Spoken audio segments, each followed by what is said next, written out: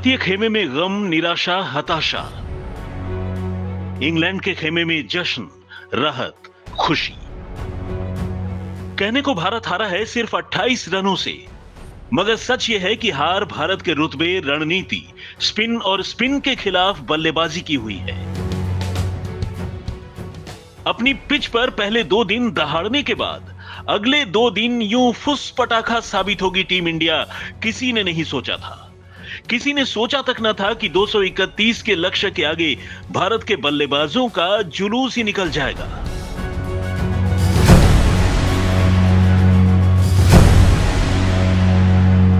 दो 231 के लक्ष्य के आगे शुरुआत बुरी नहीं थी।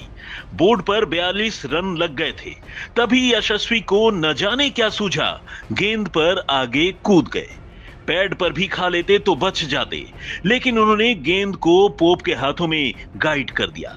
इसी स्कोर पर शुभमन भी गए, ऐसे खेले जैसे खेलना ही भूल गए हों।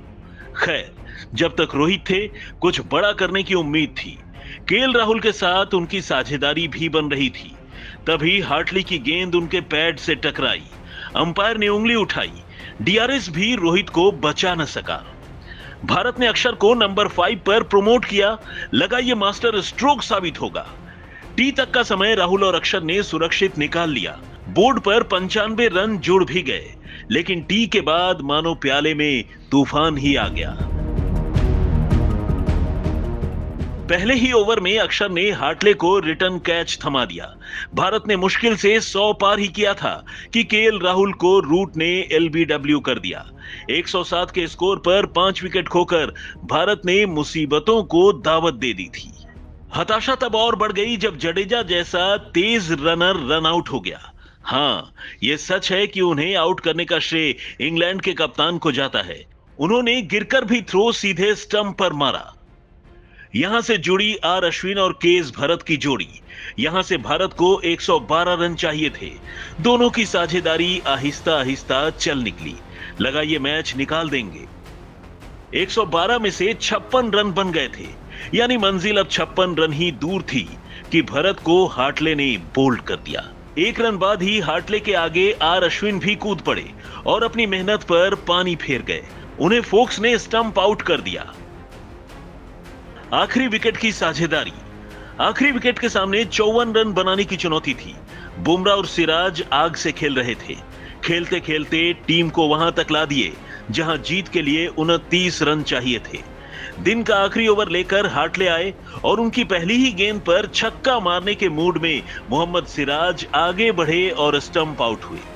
इसके साथ ही इंग्लैंड ने वो कर दिखाया जो इन कंडीशंस में कम ही टीमें कर पाती हैं।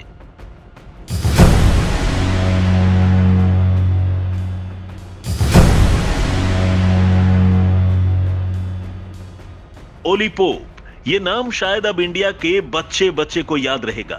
चौथे दिन 148 के निजी स्कोर से आगे बढ़ते हुए पुछल्ले बल्लेबाजों के साथ वो 104 रन जोड़ गए। उन्हें अफसोस होगा कि सिर्फ 4 रनों से दोहरा शतक चूक गए, लेकिन उससे ज्यादा खुशी इस बात की होगी कि वो अपनी टीम को वहां तक पहुंचा गए जहां से इंग्लैंड को लड़ने का साहस मिला। और लड़ते लड़ते इंग्लैंड ने इंडिया को चारों खाने चित कर दिया। 5 मैचों की सीरीज में इंडिया वापसी करेगी जरूर, मगर यह कहने में गुरेज नहीं है कि इंग्लैंड ने रोहित एंड कंपनी को आईना दिखा दिया और बता दिया कि चाहे जैसे पिच बनाए, उसकी चुनौती को हवा में नहीं उड़ा सकते।